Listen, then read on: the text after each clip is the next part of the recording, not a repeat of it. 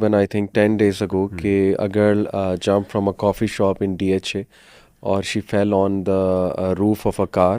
उसके बाद बहुत क्रिटिकल कंडीशन में उसको ले जाया गया हॉस्पिटल. तो वल्लाह आलम इज़ शी अलाइव और not, we pray for her. फिर एक और न्यूज़ मैंने देखी उससे भी पहले कि फ़िरोज़पुर रोड पे शंघाई ब्रिज है, वहाँ से एक बच्ची है 20 साल की, उसने छलांग लगा दी. और वो ऐसा था कि वो अपने भाई के साथ जा रही थी मोटरसाइकिल पे और कोई आर्गूमेंट हुआ, फैमिली आर्गूमेंट था मे बी या वट एवर. तो she in a gush without thinking she jumped और सीधा वो नीचे जाके गिरी एंड आई थिंक उसकी डेथ हो गई. इसी तरह कुछ अरसा पहले ख़बर मिली कि एक यूनिवर्सिटी है बड़ी फेमस, उसके किसी फ्लोर से एक लड़की ने जंप लगा दी, सुसाइड अटैम्प्ट की. और पाकिस्तान की बात की जाए तो आई वाज सीइंग अ सर्वे कि 20,000 सुसाइड्स पर ईयर, ये एक नंबर है, अप्रॉक्सीमेट नंबर है, यानी 20,000 लोगों की डेथ, बल्कि 20 से 80,000 का नंबर है उनकी डेथ इस तरह से सुसाइड से होती है. और जो एज देखने में आ रही है सबसे ज़्यादा जो सुसाइड की तरफ जा रही है वो है 15 to 29, यानी इन शॉर्ट वो यंग एज के जो है ना वो लोग हैं. तो सबसे पहले हाँ, यूथ है मेनली, मेनली यूथ है. और रीजंस जो मोटी मोटी देखने में आ रही हैं कि unemployment, family issues, extreme emotional distress है, यानी कोई हराम रिलेशन था, उसके बाद में भी पिक्चर्स लीक अगर फीमेल्स की बात की जाए, या उस तरह का कोई थ्रेट, राइट, फैमिली में डिसऑनर होने का थ्रेट, ये सारी चीज़ें. फिर ये कि हालात से तंग, और या साइकोलॉजिकल डिसऑर्डर्स, बल्कि मेजॉरिटी के तो साइकोलॉजिकल डिसऑर्डर्स डायग्नोज भी हुए. और मैं समझता हूँ कि ऑब्वियसली वही बंदा इस हद तक जाएगा जिसका ऑलरेडी एक अच्छा खासा साइकोलॉजिकल जो है ना वो डिसऑर्डर कोई चल रहा है, अल्लाह माफ़ करे. तो मैंने कहा कि चलें इस पे बात ज़रूर होनी चाहिए, सुसाइड एंड इस पर पर्टिकुलरली यूथ. तो फर्स्टली लेट्स डिस्कस के प्रॉफिट के ज़माने से हमें सल्लल्लाहु अलैहि वसल्लम, अगर तो हिस्ट्री की बात करें तो suicide has a long history. Japanese samurais used to kill themselves, death of honour कहते थे इससे कि ऑनरेबल डेथ है.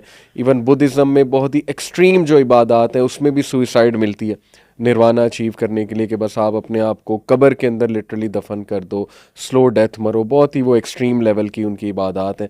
लेकिन प्रॉफिट सल्लल्लाहु अलैहि वसल्लम के ज़माने से हमें कुछ ऐसा मिलता है कि कोई किसी सहाबी ने मतलब अल्लाह माफ़ करे, या कोई सुसाइडल थॉट्स की बात की जाए या अटैम्प्ट्स की बात की जाए, ऐसा कुछ मिलता है हमें. बिल्कुल. बिस्मिल्लाहिर्रहमानिर्रहीम, अल्हम्दुलिल्लाह वस्सलातु वस्सलामु अला रसूलिल्लाह व बाद. अली भाई जज़ाकल्लाह खैर, बहुत इंपॉर्टेंट इशू है जिसकी तरफ आप ने बेसिकली सोचा कि हम इस पर बात करें. और exactly it has a long history. और जो आपने बात की अल्लाह के रसूल सल्लल्लाहु अलैहि वसल्लम की लाइफ में अगर हम देखें तो हमें एग्जांपल्स मिलती हैं कुछ. और मिसाल के तौर पे हमें एक एग्जांपल मिलती है जिसमें एक सहाबी थे, ज़ाहिर मुसलमान ही थे, and we assume him to be a Muslim. और उनको कोई तकलीफ़ हुई, उनको कोई चोट लगी, और उसकी वजह से वो पैनिक कर गए. और पैनिक में, या फिर गश ऑफ इमोशंस हुई जो आपने कहा ना, एक ये रश ऑफ इमोशंस, Yes. उसके अंदर उन्होंने अपना हाथ काट लिया, अपनी वेन्स काट ली, और उससे क्या हुआ, उनकी डेथ हो गई, ब्लड टू डेथ. और फिर इसी तरीके से एक और सहाबी के बारे में हमें जिक्र आता है कि अल्लाह के रसूल सल्लल्लाहु अलैहि वसल्लम के साथ उन्होंने लड़ाई भी की, बड़ी जुर्रत के साथ जंग में शरीक हुए, लेकिन एक ज़ख़म लगा और तकलीफ़ ना बर्दाश्त कर सके, और उन्होंने अपना सीना अपने नेज़े पे रखा और आर पार कर दिया. तो इस तरह करके हमें कुछ केसेस मिलते हैं. और फिर हमें अल्लाह के रसूल सल्लल्लाहु अलैहि वसल्लम का उस पर रिस्पॉन्स में मिलता है. जैसे कि पहली जो मिसाल मैंने आपको दी उसमें अल्लाह के रसूल सल्लल्लाहु अलैहि वसल्लम ने फरमाया कि अल्लाह ताला ने फिर यानी इस मौके पर अल्लाह ताला ने ये फरमाया उस बंदे की जब डेथ हुई. ज़ाहिर नबी सल्लल्लाहु अलैहि वसल्लम एक वही की रोशनी के अंदर ये बात कर रहे थे कि मेरे बंदे ने जल्दी की मौत के हवाले से. और यानी अल्लाह ताला का ये यानी इससे, और मैं आपने अल्लाह ताला ने इसको माफ़ नहीं किया, फिर कहने का मतलब ये. तो हम देखते हैं कि इस तरह के जो अटैम्प्ट्स हमें नज़र आते हैं, सुभान अल्लाह, शरीयत ने उसके बारे में एक सख्ती वाला मामला किया, एक डांट उसमें रखी है, एक जिसे कहते हैं ना, एक खौफ का एलिमेंट रखा है ज़रूर. सही है. और ताकि जो है वो लोग इसको यानी एक ऑप्शन ना समझें, किसी भी प्रॉब्लम के अंदर ये समझे कि that's the option that I have. बिल्कुल सही. तो उसके बारे में सख्त वाला एक सख्ती रवैया, क्योंकि अगर दीन इसके अंदर थोड़ी सी नरमी इख्तियार करता, यस एग्जैक्टली, कि जी कोई बात नहीं, अल्लाह माफ़ कर देंगे, तो people would have chosen this path easily, इंसान को तो चाहिए एस्केप हो जाता था, यानी this would be an easy escape for them, right, in many ways of course. लेकिन अल्लाह ताला ने जो ज़िंदगी बनाई है, दुनिया बनाई है, तो अल्लाह की हमसे एक्सपेक्टेशन ये है कि वी नीड टू बी यानी परसिवेरेंस, पेशेंस, इस्तिकामत, और यही चीज़ जो फ़र्क करती है एक मुसलमान और एक नॉन मुस्लिम में। जैसे कि हदीस में आता है ना, अल्लाह के रसूल सल्लल्लाहु अलैहि वसल्लम ने फरमाया, सही बुखारी की हदीस है कि एक मुसलमान की मिसाल एक दरख्त की है जिसके पत्ते नहीं झड़ते, और आप सल्लल्लाहु अलैहि वसल्लम ने बाद में फरमाया कि वह खजूर का दरख्त है। तो अगर आप खजूर के दरख्त को देखें तो खजूर का दरख्त सुभान अल्लाह एक ऐसा दरख्त होता है जो बड़ा मजबूत होता है, जिसकी रूट्स बड़ी फर्म होती हैं और डीपली रूटेड होता है। तो ये जो दरख्त है ये इतने आराम से इसके जो है लीव्स दे डोंट विदर अवे, सही, और इसी तरीके से वो बड़े आराम, बड़ी बड़े सैंडस्टॉर्म्स और बड़ी बड़ी सख्त कंडीशंस को वो बर्दाश्त करता है और वो सर्वाइव करता है उन हार्श कंडीशंस के अंदर। तो अल्लाह की एक्सपेक्टेशन एक मुसलमान से और एक मोमिन से ये है, ना सिर्फ वो ये खुद बर्दाश्त करता है, बल्कि एट द सेम टाइम ये दरख्त जो है मुसाफिरों के लिए एक उम्मीद का बाइस भी बनता है, ज़ाहिर है एक सख्त यानी सहरा के अंदर सफ़र करने वाले, तो उनके लिए खैर का बाइस भी बनता है। तो अल्लाह ताला की एक्सपेक्टेशन एक मुसलमान से यही है कि वो हार्श से हार्श कंडीशंस में सर्वाइव करें, of course as long as they are same, as long as they have their mind and mental abilities working and faculties जो काम कर रही हैं, सोचने की सलाहियत जब तक मौजूद है, शऊर मौजूद है, कॉन्शियस मौजूद है, तो आपको क्या करना है कि आपको सर्वाइव करना और आपको लड़ना है। दैट इज़ अल्लाह's एक्सपेक्टेशन फ्रॉम अ बिलीवर। और दो चीज़ें, एक है सुसाइडल थॉट आना और एक है कि उस पर एक्ट कर लेना। एग्जैक्टली। सुसाइडल थॉट्स तो मुहिरा आई बिलीव के अब स्पेशली इस एज में ऑलमोस्ट हर बंदे को आते होंगे कभी ना कभी किसी फेज़ ऑफ लाइफ में, स्पेशली जब इसकी बात इतनी हो रही है। इनफैक्ट मुझे तो याद आ रहा है कि इवन प्रॉफिट सल्लल्लाहु अलैहि वसल्लम, एक रवायत है सही बुखारी की कि जब वो काफ़ी डिस्ट्रेस में थे, आई थिंक वही आना बंद हो गई थी या क्या था मामला, तो he even thought of jumping from the cliff. ये सही बुखारी में है।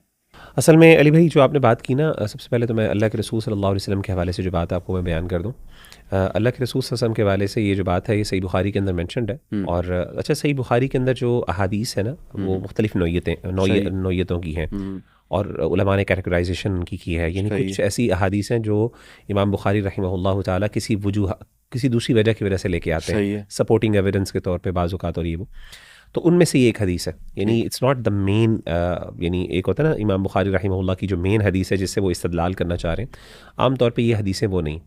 तो इस तरह इस वजह से ये अच्छा, वो जो इस तरह की सपोर्टिंग एविडेंस के तौर पे अहादीस होती हैं वो बाज़ औक़ात उनमें ज़ौफ़ भी होता है, अच्छा कमज़ोर अहादीस भी होती हैं उसमें। लेकिन इमाम बुखारी का चूँकि मेन कंसर्न वो नहीं होता, आप उनको एक सपोर्टिंग एविडेंस के तौर पे या उससे कोई पॉइंट प्रूव करना चाह रहे हैं आप लेके आते हैं, क्योंकि इमाम बुखारी की जो किताब है ये सिर्फ हदीस की किताब नहीं, फ़िक़्ह की भी किताब है, बहुत से उलूम है इसके अंदर। सही है। तो इस बलागात हमारे यहाँ एक बलागात ज़ोहरी कहते हैं इसको, इमाम इब्न शहाब ज़ोहरी बहुत बड़े मुहद्दिस थे। तो बलागात इसलिए कहते हैं कि वो जब भी उन्होंने कुछ अहादीसें बयान की, अहादीस बयान करते थे तो वो कहते थे बलगनी, ये इमाम मालिक के उस्ताद हैं, बहुत बड़े यानी मुहद्दिस हैं, तो ये कहते थे बलगनी, मुझे ये बात पहुँची। तो ऐसी बात एक ताबी जब करता है तो इसको मुरसल रिवायत कहते हैं, और मुरसल रिवायत आमतौर पर ज़ईफ़ होती है। तो उलमा ने इस पर डिस्कशन की है। तो पहली बात तो ये है कि ये हदीस, पहली बात है ये प्रूवन है कि नहीं, ये एक अलग बात है, ठीक है ना, डिबेटेबल पॉइंट, और सही रुझान ये सही बात यही महसूस होती है कि ये प्रूवन नहीं है। लेकिन बिलफर्ज अगर हम मान भी लें तो उसकी उलमा ने बहुत अच्छी तौजीहात बयान की। तो जैसे आपने बयान की ना कि सुसाइडल थॉट्स लोगों को आते हैं, मैं वही एक सर्वे देख रहा था, तो उसके अंदर उन्होंने बाकायदा सर्वे, कोई 5000 के करीब लोगों का ना सर्वे किया, नॉन साइंटिफिक सर्वे था। सही है। तो उनसे उन्होंने पूछा कि आप ये बताएं कि आपको कभी सुसाइडल थॉट्स आए हैं, तो और आप में से कितने ऐसे हैं जिन्होंने अटैम्प्ट भी किया है और कितने ऐसे हैं जिन्होंने कभी थॉट्स आए नहीं। तो बड़ा अमेजिंग फिगर मैं हैरान हुआ कि 45% इंडिविजुअल्स वो थे जिन्होंने ये कहा कि हमारे पास सुसाइडल थॉट्स आए हैं लेकिन हमने अटैम्प्ट नहीं किया। 9% ने अटैम्प्ट भी किया था। अच्छा। और बाकी जो परसेंटेज थी उन्होंने कहा कि हमें थॉट्स नहीं है। इन अदर वर्ड्स 50% इंडिविजुअल्स वो हैं जिनके ज़हन में बातें चल रही हैं। 5000 एक बड़ा सैंपल साइज होता है, उसके अंदर इतने यानी 50% ने ये बात की। सही है। इमेजिन करें अराउंड 2500 आप कह सकते हैं, 2500 इंडिविजुअल्स आर डूइंग दैट। तो सुसाइडल थॉट्स सिर्फ आ जाना ये कॉमन है। अगरचे ये वही वाली प्रॉब्लमेटिक बात है कि ये नहीं आना चाहिए। ठीक है। और आगे चल के हम इंशाल्लाह बात करेंगे कि थॉट्स को कंट्रोल करना, we are suppose to even control our thoughts. बिल्कुल सही। हम लोग समझते हैं कि शरीयत के अंदर के आपके जहन में जो बातें आ रही हैं अल्लाह ताला ने आपको पकड़ना नहीं है इस पर। भाई मैं आपको एक आलिम थे मशहूर, उनकी मैं बात बताता हूँ आपको कि उनके बारे में मैंने पढ़ा एक दफ़ा, मैं बड़ा इंस्पायर हुआ। उन्होंने कहा कि वो जहाँ पे रात को ना सोने से पहले अल्लाह ताला से माफ़ी मांगते थे कि अल्लाह आज मेरे जो फ़लाँ गुनाह ये गलती हुई है, सही। जो मुझे पता है अल्लाह वो माफ़ कर दे, और जो नहीं पता अल्लाह वो भी माफ़ कर दे। इसके साथ साथ वो एक और माफ़ी मांगते थे, अल्लाह मेरे जो जहन में गलत ख्याल आते हैं अल्लाह वो माफ़ कर दे। बिल्कुल अच्छा, ये जो अप्रोच है ना कि यार इंसान अपना कॉन्शियस हो कि मेरे जहन में क्या सोच और सही ख्यालात सही आ रहे हैं, सही इसके बारे में हसास होना ये बहुत ज़रूरी है। क्योंकि अगर आप इसको ओपन आपने छोड़ा हुआ है बिल्कुल ना, है। और आई जा रहे हो और आप कह रहे हैं यार मैं कौन सा अमल कर रहा हूँ, आपको पता नहीं कल कोई एक्शन के अंदर कन्वर्ट हो और जाएगी आप चीज़। देखें ना, इवन साइकोलॉजी में जो थेरेपीज हैं, CBT, it's all about your cognitions. Cognition. और एक चीज़ है कॉग्निटिव डिस्टॉर्शंस। वो क्या है कि वही फॉल्टी थिंकिंग कोई कहते हैं ना, कि जब बंदा, और उनको बकायदा कंट्रोल करने का एनकरेज करते हैं साइकोलॉजिस्ट के। 14 टाइप ऑफ कॉग्निटिव अच्छा। डिस्टॉर्शंस एक्सप्लेन किए हैं साइकोलॉजिस्ट ने, जिनको हम फॉल्टी थिंकिंग कहते हैं उनमें। और बताया ये है उन्होंने बेसिकली कॉग्निटिव साइकोलॉजिस्ट ने, कि इन कॉग्निटिव डिस्टॉर्शन से बाकी ख्यालात जन्म लेते हैं और they can lead to extreme negative thoughts, यहाँ तक कि एक बंदा अपने आप को मार भी ले। तो इवन साइकोलॉजिस्ट कहते हैं कि you have to control what you think and you have to change your thoughts into positive thoughts. और इसी तरह जो वो अपनी थेरेपी है, आई थिंक एक